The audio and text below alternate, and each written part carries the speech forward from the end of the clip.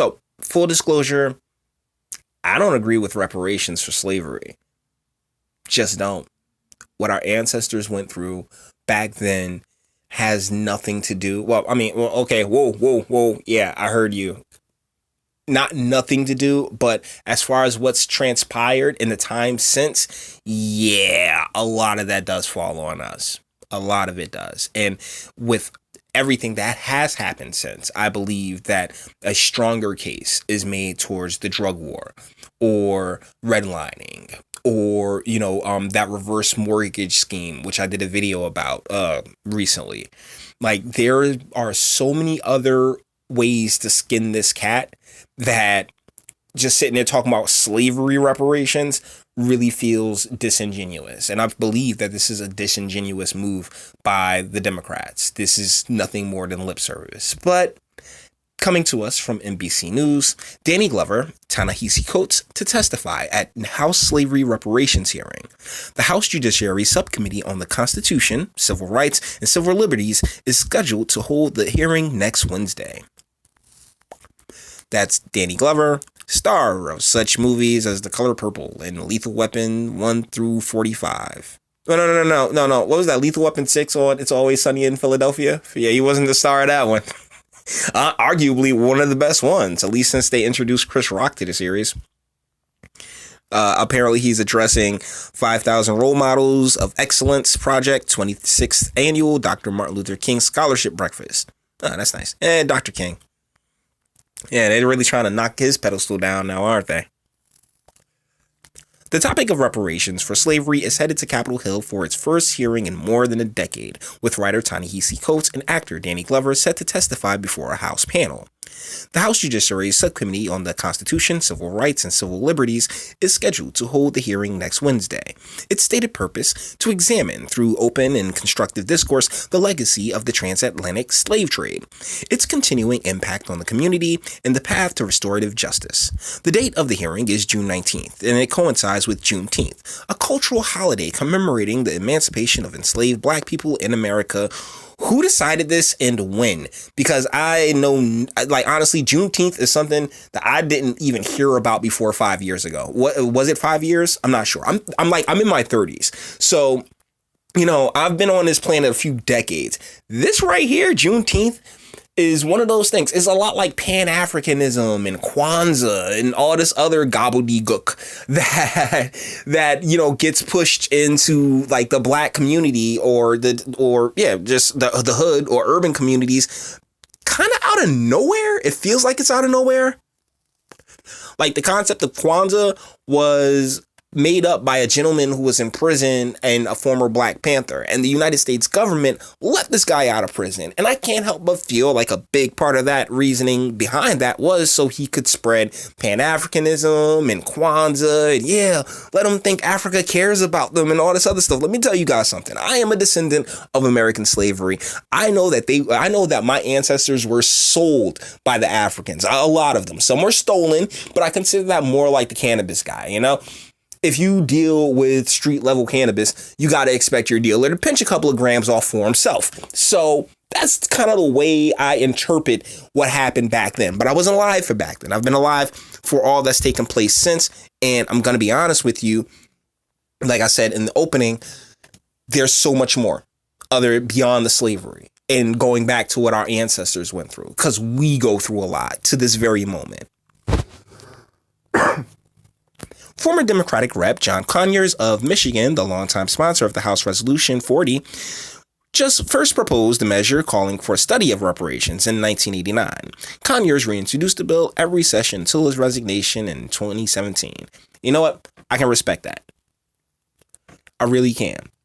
But it's been almost 30 years. It's been 30 years even since then. And the things that have transpired since are more than enough to take the United States government to task for. All right?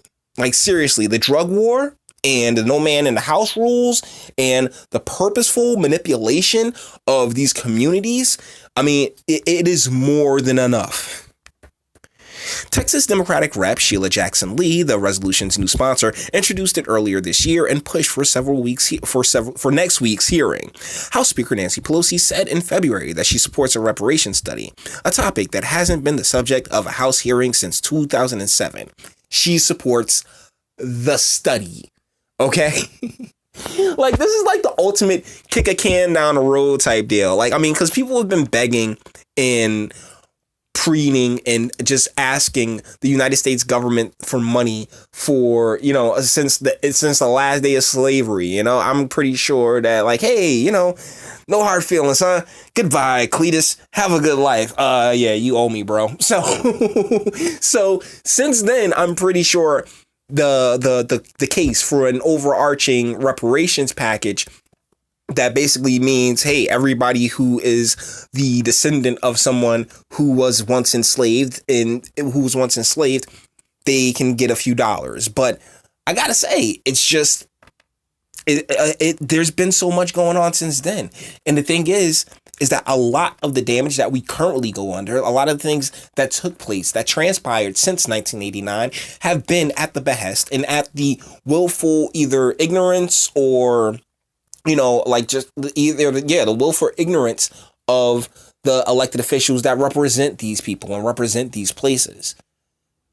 I mean, it's hard to sit here and cry about white supremacy, more white supremacy, when you come from an area where it's more likely that it'll be someone that looks like you that ends up taking your life. I'm sorry. I mean, like I said in that one video where the guy Shaw was talking about how they were just drawing swastikas and they counted that as racial antagonism.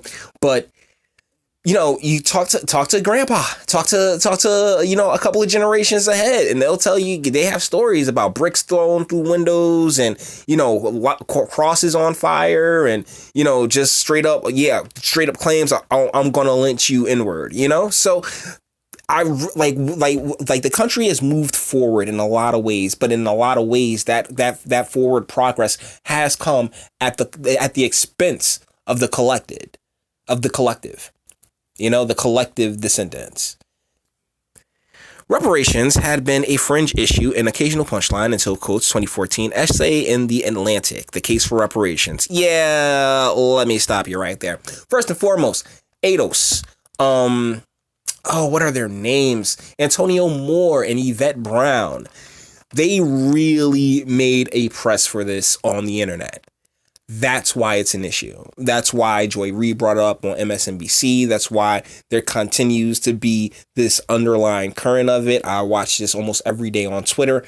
Like, they're the ones that really have been pressing this. Like, I'm sorry, but no. No, I don't think that giving Mr. Coates here the full credit is, I think that's folly. Because even before Mr. Coates, though, there have been tons of organizations, and like I said before, organizations and people and individuals like, yeah, yo, you owe us for that. You need to pay us out for that. Here's where my perspective differs, because I look at urban America. I look at these communities, and guess who represents these communities? These are people of color. If they're descendants or not is something that is hard to decimate, because before they signed the Civil Rights Act, they brought in they changed the immigration laws. And so we had just an influx of black and brown people who did not have that history in their blood, who didn't have that sacrifice in their blood, just come through and say, yeah, I'm an African American, boy, yay, So it's, and no one can really tell the difference. Like when I was a kid, this movie blew my mind. It was the one, School Ties, with Brendan Fraser and Matt Damon. And I'm just wondering, why is Matt Damon mad at Brendan Fraser? Because I didn't know about Judaism. So it's really interesting how this ended up playing out. But we're at a point now where, to sit there and be like, oh my goodness, it's just white supremacy and everything else like that. Like, no. And don't even look at your federal government, like, or even your state government. Look at these local governments. Look at how malicious and callous they are. And then they sit there and be like, oh yeah, I want to go directly towards the federals. Come on, man. Come on. No, there's a lot of in-house things that need to be taken care of. And reparations for slavery, it just feels like I'll tell you exactly what the meeting is on Wednesday. It's just lip service. And as a gentleman who knows ladies of the night, I know lip service when I see it. And yeah, that's lip service. This is all lip service. Nothing's going to come of it. Trump's getting reelected. Now, you may not like that, but it's just the truth. Okay? He's going to get reelected. And when he does, well, it's the only thing the Democrats really have is the House. So it has to get through the Senate as well. Right? So, and then to the president's desk. So even if it makes it through the House and through the Senate, I mean, President Trump's going to be like, look, black unemployment's down. Boom, done. I did my job. And it not really going into the nuance of it because there's so much nuance. But that's just the truth. That's just the truth. That he put himself in a position, and I kind of saw him doing that once he won, was putting himself in a position to whereas no matter what your argument, he has a counter argument. So if you say, oh, I don't like gays, then guess what? He's going to say, oh, what do you mean I don't like gays? What's the name? I encourage the entire world to decriminalize homosexuality. What are you talking? Oh, you don't like black people. What do you mean I don't like black people? There's tons of lowest record unemployment for black America. Oh, you don't like women. What do you mean I don't like women? The military industrial complex is completely run by women. So that's just a taste for you guys. So hey, Trump's winning in 2020. And so none of this really matters. This is just lip service. This is just virtue signaling. And this is just the Democrats trying to keep the Negroes on the plantation. Plain and simple.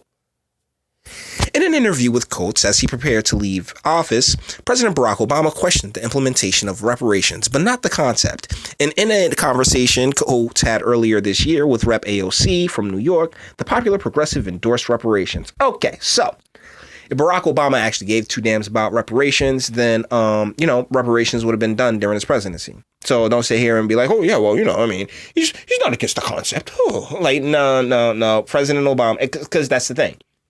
And that's where that distinction needs to be made. President Obama was not a descendant. He by all means, his father was from Africa, his mother was from Kansas. I mean, like that fight isn't in his blood at all. There's a lot of people that label of black is so encompassing that it's very easy to miss the nuggets of nuance all throughout. And as far as Alexandria Ocasio-Cortez goes, yeah, she's okay. Like, I think she's being handled by communists. I do not believe a word that comes out of her mouth. I don't, and it's not that pause. I don't believe that she came up with a lot of the things that she says. I believe that she listens to her handlers who got her as far as they did. So, kudos to her. It's definitely the smart play. But I don't believe that I don't think she's that intelligent. And I don't think she particularly has the capacity for a lot of deep thought. Now, she hits people every once in a while. But, outside of the occasional soundbite, there's more questionable than good. There's more questionable sound bites than there are, positive sound bites. But hopefully that changes for her as she grows into her position, or the establishment does what the establishment is likely going to do and go and snuff her out. The reparations debate became part of the 2020 presidential race early as several Democratic presidential primary candidates signaled their support for compensating the descendants of slaves, though not in the traditional sense of direct payouts to Black Americans. Most have been vague or more specific ideas, but they have instead offered policies addressing economic inequality that could disproportionately benefit Black people. See, and that's so you see right there, right? Like that we're just talking about that wording, compensating the descendants of slaves or disproportionately benefit Black people. Those are two different things, okay? Because honestly, as far as the Black populace that is actual descendants, I couldn't even tell you. With all the experiments, with all the just plain nuttiness that has taken place in these communities, I really couldn't tell you. Oh my goodness. But either ways, yeah. So the entire point of this video is that these reparation hearings are nothing more than a joke. They have no intentions of actually ever like kicking out. Like even with Pelosi, she was like, "Oh yeah, I'll look into a study. Yeah, you can give me a study by all means." Don't give them shit. like, like that's what I'm picking up from these from like just the entire establishment media, NBC, even Danny Glover and Ta-Nehisi. I believe it's no offense to them. I believe that they might be able to, jar something, but no. And as far as the concept in and of itself, no. No. What we need to do is put opportunities in these communities for these people, plain and simple. Give people the opportunity and raise the wages and stop sabotaging these communities. Reinforce marriage. Create an environment and an atmosphere that encourages marriage, that encourages families to be together. Because no matter the person, no matter the individual, all the problems start at home. So when I did an article earlier today where Memphis, there was this protest and they're protesting for a guy, for just because he's black, a guy that had warrants and was trying to evade police. I can't help but feel that there is a more constructive place to put that energy, but not the chaotic, terrible energy, but the let's be productive and let's actually work to make something better for ourselves. And every single time, the black populace, not the black populace, but the descendant populace seek the government's help or intervention, it comes back to bite us in the bum super hard. Right now, everybody's tripping about Joe Biden in the crime bill, right?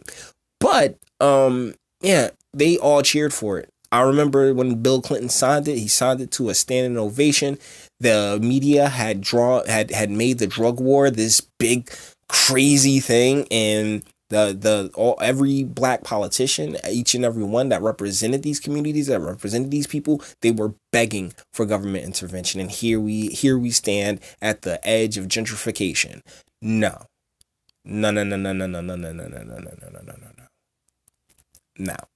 The government coming through and asking the government for help just leads to disaster, because they will find a way to exploit us without us even really realizing it, and then look up 15 years later and the boys are girls, the girls are boys, and you're wondering what the heck happened to this world.